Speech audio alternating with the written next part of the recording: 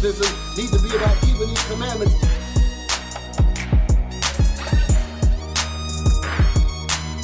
This is not what I expected out of them. The true Bible, the book about following. Right. The Most High has given us guidance on what we need to do. It's Officer Eli. It's Officer Nahshon. Officer Yikiel. Jewish civilization. Okay, the picture history of Jewish civilization. All right, so let's go inside the book. Picture history of Jewish civilization, Chartwell Books Incorporated. Next page. Okay, let's read that right there. Drop down at the bottom. The secrets of, oh, Yeah. Where you at? Yeah, right there, Lord of the Universe. This is on page, what page is this? Move it up, sir. What page is this in the book? This is page 94, I remember. It's page 94 in the same book. Let's start reading. Yes, sir. Lord of the Universe. So this is the book that the white man passes backwards and forwards to themselves. Like I said, they know about these records.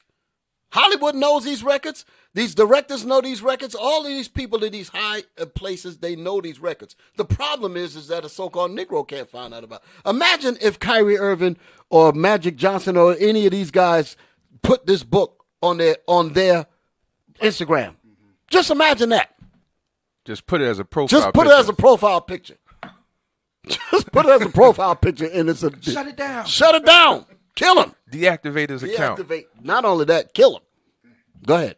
Lord of the Universe. Is it not enough for your sons what the evil kingdom of Edom, Rome, did to them, that you must also send the kingdom of... Hold on. The evil king... The what? The evil kingdom of Edom, Rome. Huh. The evil kingdom of Edom, Rome. That's what we just read. Look at that again. Your Lord of the Universe. Is it not enough for your sons what the evil kingdom of Edom, Rome, did? So what is the scholars of these books saying? He's saying that in case you don't understand who Edom is, it is Rome. Edom is Rome. Go ahead. Did to them, that you must also send the kingdom of Ishmael against us. The Holy One, blessed be he. They said that that you must send the... You must also send the kingdom of Ishmael against us. Drop down. And there shall be a great hatred. Right there at the bottom. And there will be a great hatred. And there will be a great hatred between them and the children of Esau, Rome. The children of Esau, in case you don't understand who the children of Esau is, it's Rome. That's what they're telling you in this book. You see that? That's some heavy stuff right there. And they wrote this. And they don't have no problem with Chartwell Books. And they don't want this coming out because then they'll read in the Bible, Esau have I hated, yes. Jacob have I loved, and if they right here they're saying Esau is Rome, it would be obvious who God hates. That's why they don't want that thing out. Right. But they know this is them. So the whole point is about suppressing the truth. That's the whole point. That's the reason why they know who they are. They don't want us to know who we are. That's the point. Right. That's the point right there. So I'm about to turn it up a little bit. Turn up a little bit. This truth that we know is rumbling inside the souls of many of our people, okay? In the time of 70 A.D., the Israelites were overthrown by the Roman armies, and they came into Jerusalem in 70 A.D. And, when we read that in the book of St. Luke, chapter 21, you ain't got to get it, chapter 21, verse 20 to 24, Christ was telling us that if we did not get out of Jerusalem, we will be destroyed by the Romans. When you see the armies surrounding Jerusalem, know that the destruction that Moses prophesied in Deuteronomy, the 28th chapter, was near. And so we have to get out of there. Many of us took heed to that and left. There were others that did not want to leave because we had lands, we had things that we did not want to leave, which is basically like Lot's wife. That when the order was get the hell out of here. We did not want to leave. So when the Romans came in, they did not play games. They chopped our babies. They chopped our people up with the swords, killed us, and destroyed our people utterly. And after that, Jerusalem was rid of Israel. And then what ended up happening? The so-called white man, manufactured as the Jews, were placed in there. Give me verse 24. So that whole business deal in 1948, that's what that was about, was to put people in there to be called Jews. And if you bring this truth out, they call that hate speech when it's actually true. This is what I'm talking about. They don't want the truth. They want to take the truth and make you think that it's lies and say that it's about hate speech because liars are being hurt by the truth. So they're saying, listen, we are to protect the liars. And if you're bringing truth and hurting the liars' feelings, you're anti-Semitic. Yep. That's the foolishness that we're under. You got it? Yes, sir. Read. Luke chapter 21 and verse 24. And they shall fall by the edge of the sword. The Israelites that did not leave Jerusalem, that they shall fall by the edge of the sword. So you had many groups that did leave. Okay, like when Rudolph R. Windsor's book, he said that over 1 million Jews fled into Africa, and it said that they were black. Okay, in his book. Okay, and he had to put a redundant statement to say that they were black because everybody knew that the Jews were black. Right. Everybody knew that back then. But today, all of a sudden it's a big question. So he had to make that point in his book to say that the slave markets were full of black Jewish slaves. Right. In Rudolph R. Windsor's book. Okay. So read. And they shall fall by the edge of the sword, and shall be led away captive into all nations. And Jerusalem shall be trodden down of the Gentiles. And Jerusalem shall be walked upon by these people that you call Jews, because the real Jews are not there. Go ahead. So you also had the quote unquote Palestinians. Those people ain't belong there either. Right. All of the whole land is occupied by the nations, but this is mainly talking about Esau right here. Watch this. Read. Until the times of the Gentiles be fulfilled. When their time is up, that's the time that we're living in right now. The time is for this truth to come out, and he's revealed. That's the time that he's going to be blown. Esau is going to be blasted the hell out of there. Right. By those nuclear bombs that God already caused the scientists to build.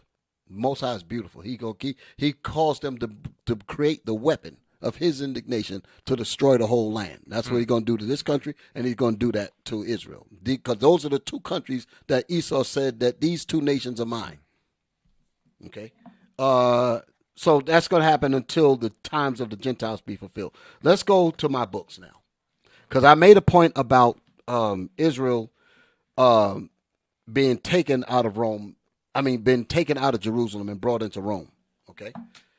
Now, so the name of this book is called Imperial Rome. Imperial Rome by Time Life Books. Look at the cover, as you can see that. Now, let's open up the book. Imperial Rome by Moses Haddaz, so-called Jew. Here we go again, a so-called Jew. The great ages, zoom in on that so they can see the top part. The great ages of man. Do you realize that Time Life Books is the greatest book company on the planet, pretty much. Mm-hmm.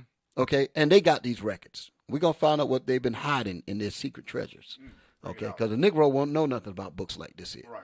Okay, Imperial Rome by Moses Haddaz. Let's go inside the book. Let's see what we got. Let's zoom in on that. Look at what you see. So, like I was saying earlier, when the Israelites were taken out, the ones that fled down into Africa, the majority of those ended up on the West Coast, and later in the 1600s was rounded up and sold into captivity. So we know about that group. But then there was another group that did not leave, and the group that did not leave, they were captured by Rome. The ones that they didn't kill, that didn't fall by the edge of the Roman sword. Right. Many of them was captured and brought into Rome as slaves, and that's where this comes in at. Okay, so as they were brought into Rome and made slaves in the arenas, that's what, when you watch that movie Gladiators, that's the reason why they had a black man playing one of the main parts in there, because again, Hollywood knows the truth. They know that the gladiators were black people. They know that. Okay, they threw Russell Crowe in there, but they knew that the gladiators were black. Nobody even thought about that. Where the hell these black people come from? Because all the people in the movie are supposed to be black. Matter of fact, he was already a slave when they got Russell Crowe. Yeah. Right. Exactly. Damn. There you go. So now let's zoom in on the words here. Bizarre games of the gladiators. Bizarre games of the gladiators. Hail Emperor, those who are about to die. Yeah. Salute you. Mm-hmm. With the solemn address, the gladiators scheduled to fight filed past the imperial box. Yeah, the gladiators scheduled to fight. They filed past the emperor's box. Go ahead. most of them were prisoners of war, slaves or criminals. Yes, most of them were prisoners of war because they went out to get us. Okay. Now there's some time that's sparingly in this here. You had the children of those that were brought out of Jerusalem in 70 A.D. The descendants of them, they were also victims of the or being conquered as war captives. Right. So they brought them into what we're reading here. It says most of them were prisoners of war, slaves or criminals. Go ahead. Sent through stern training schools. Go ahead. The night before. So they sent them to train just like they deal with our athletes today. Just like they deal with our athletes today. They put them through these training schools and all of that so that they can be in the greatest in the sports and all of that. Yep. Teach them how to box. Teach them how to play basketball. Teach them all of that to make them an energetic athlete. The best entertainer you can be. Exactly. Right. Go ahead. Go ahead. What you had something? I was going to say, now they hold those camps. They have from the youth up, they'll have basketball camps and football camps and all these different type of camps for them to indoctrinate them early on to say, hey, everybody out of 1 million kids wants to play football. Yep. So they're focused on that, but then when it comes to the Bible, they don't know anything about it. Go ahead, Bishop. Exactly. So let's read on. The night before, they had been feted at a lavish banquet where fans came to eye favorites. They came to eye their favorites. They came to look at Kyrie Irving. They came to look at Magic Johnson. I'm bringing it up today. Herschel Walker. I'm naming some of these old guys, right? Some of these old football. I'm not into sports, brother. Y'all already know that about me. I started naming the old people when I was young. Yeah. Darryl Dawkins was a basketball player. Jock the J, all those guys. Tony Dorsett, all them old football players. Go ahead. Where fans came to eye favorites. And that's how they do. They got jerseys, they like, oh, we can see so and so in there. So they those guys are like gods. Mm-hmm. That's what was happening. Go ahead. A lot of them arenas are being sold out because of these men. Exactly. Kyrie Irving, Michael Jordan. These arenas are being sold out because of these men, and that's why their influence is so high. That's why they cannot have that. Exactly. Just think about all the money they make off of merchandise. Mm-hmm. The stuff outside of them even playing the sport. That name on the back. We grew up, we would buy the jerseys, we would buy the sneakers. Yeah. Right. So pay big money. That person, that name in itself makes them billions of dollars. Yep. And they'll have let's say you got a basketball team of 15 people, 12 people. That each of them brings in $1 billion through merchandise and stuff like that. Damn. So long as you keep that up, you all right, nigga. You all right. That's what we paid for. We bought your name too. That's what they're saying. We bought your name. Your name belongs to us. Yeah. They said they'll trademark your damn name. So you cannot be out here teaching truth. They got that written in their contracts. Go ahead. Where fans came And the worst part about it, even though it's written in the contracts, the brothers are still a man.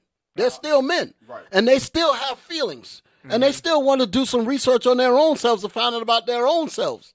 And might want to post something about it. They said, but wait a minute, you can't do that because that's not what we're paying you for. Right.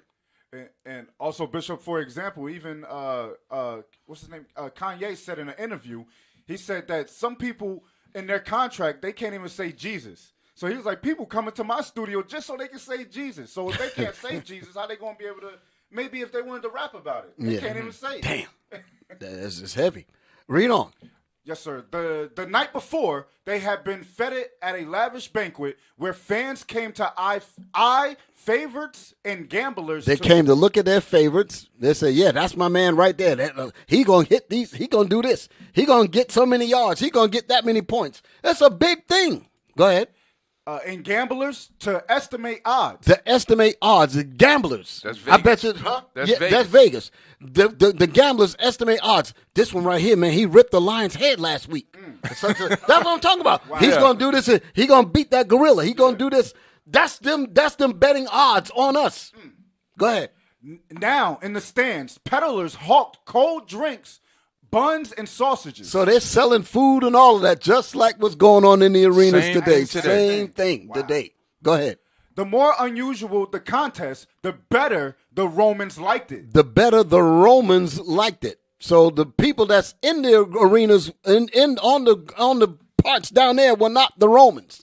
They were being entertained. These would basically be your owners today. Wow.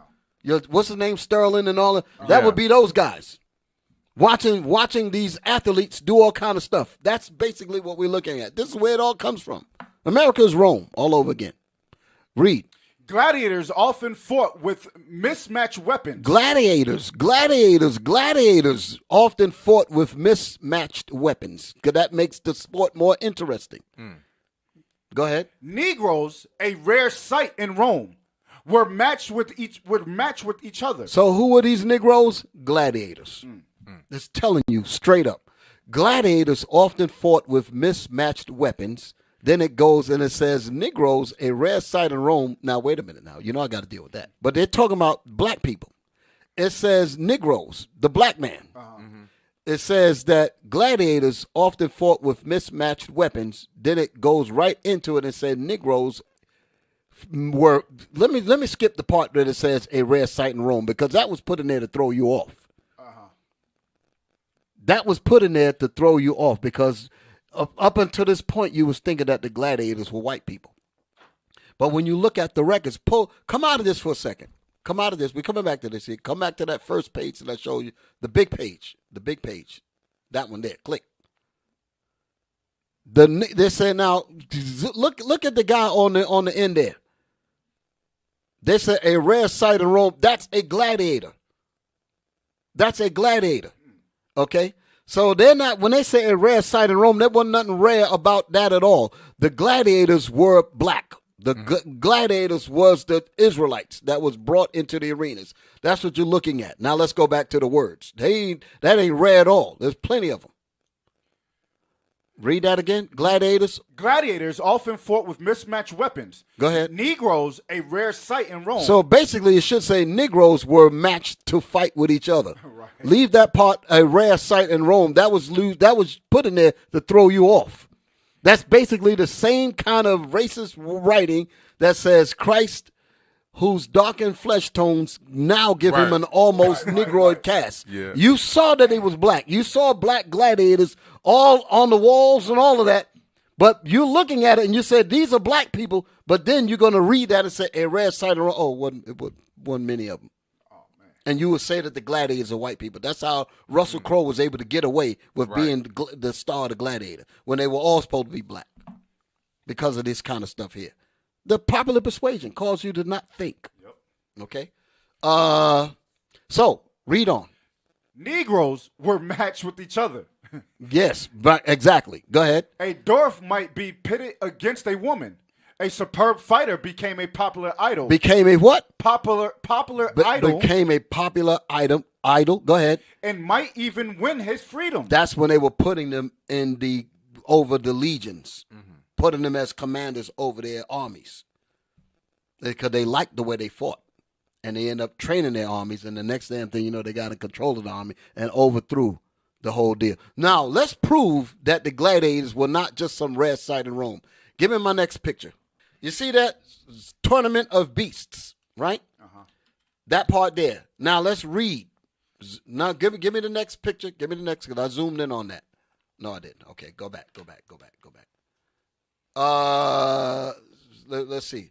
In amphitheater, let me read it. In amphitheaters like the one above, Romans could see, according to Philly the younger, that the love of glory and the desire to win inhabited the bodies of even slaves and criminals. The crowd delighted to see odd spectacles, domesticated panthers pulling chariots and horses and harnesses, or elephants kneeling before the emperor's box.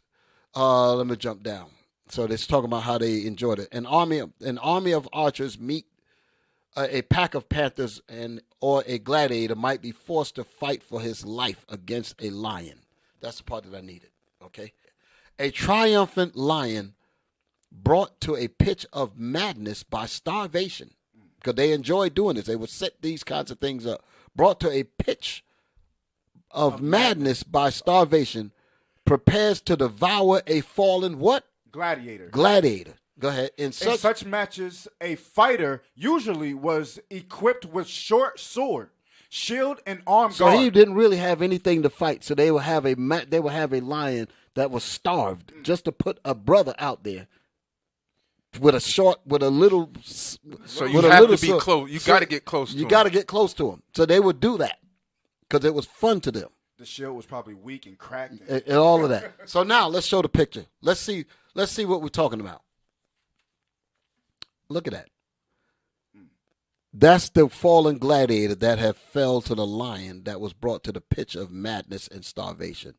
Notice that the nose of the face of the gladiator is removed. Do y'all see that? Zoom in on that. And you have to ask the question, why is that the nose was knocked off? Look at the lion's nose. Go up. The lion got the full face. But why is it that the gladiator, why is his nose is knocked off? Damn. So you can't say it just happened. Right. They were so angry with the damn nose, they knocked off part of the foot to get rid of the damn lion. But the rest of the lion is fine, perfect. And I was gonna say the lion is much bigger than the other one. Yes. So if they was just trying to have fun, maybe they hit the lion. No, they was purposely. They purposely knocked the nose off, and I got records to show that they got a lot. I should have bought them books in. A lot of the statues over there, all throughout Europe, was with the noses knocked off. So this is to obliterate the ethnicity of the gladiator. Wow. That's a so-called Negro, just like you read in that book. This is something else. This is crazy. And the hair, like a brother wrote. The hair, that's that woolly hair. That's the reason why his hair is like that. Exactly. The brother wrote that in the comment there. So this is showing you that they know the truth. So here's the question. When, like I said, once the brothers won their freedom and they got inside the armies and they overthrew the Roman Empire. In 193 AD, Rome fell to black Jews. The Israelites, the same Israelites, the children of those that were brought out of Jerusalem in 70 AD. So now we're ruling in Rome. Rome was ruled from 193 AD all the way up to 1453 with the battle at Constantinople. Okay, so that whole time period was called the Dark Ages.